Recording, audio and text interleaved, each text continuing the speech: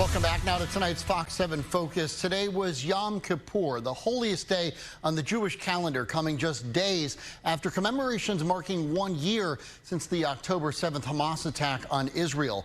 I spoke with Rabbi Daniel Septimus, CEO of Shalom Austin, earlier this week about what the past year has been like for Israeli and Jewish communities here in Central Texas.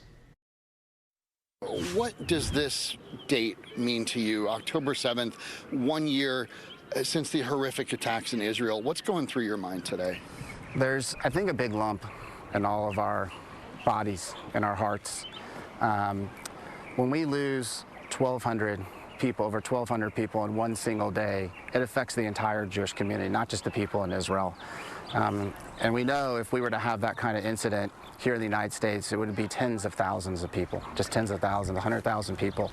So you can only imagine what kind of impact that would have for all of us this year in Austin, Texas, if something like that happened. And to know that the war is continuing, that there's still over 100 hostages in captivity, it still takes on an important meaning for us in an elevated way, in the sense that we'd hope that all the hostages would be home at this point.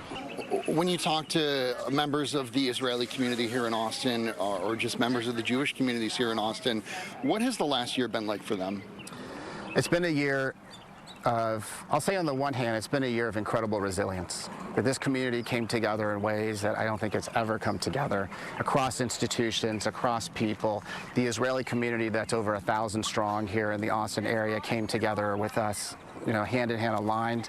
I think it's shown incredible resilience, and it's been a year of incredible isolation. So many of us are really cherished when people do extend their hand to us and reach out to us to try to engage and say that you're not alone in this. Regardless of what our feelings are about the conflict, we want you to know that we really care about your community.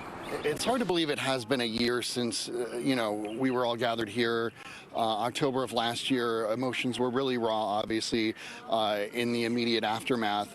But here we are a year later. As you alluded to, the war is still going on. Does that surprise you that the conflict is still out there? People are still dying a whole year later? I think most of us had hoped that it would be over by this point. But I don't know if any of us are surprised. We knew that this would be a long war.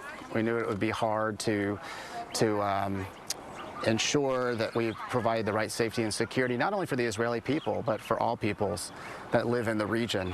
And it would take time to uproot an organization, a terrorist organization that's been in power for so long.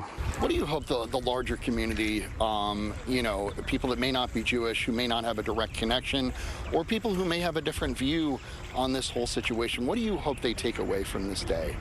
I hope that they take away that our community is resilient, that we are bound together in this fight against what was this horrific day, that we want to move toward peace, but a lot of efforts have to take place before we get there.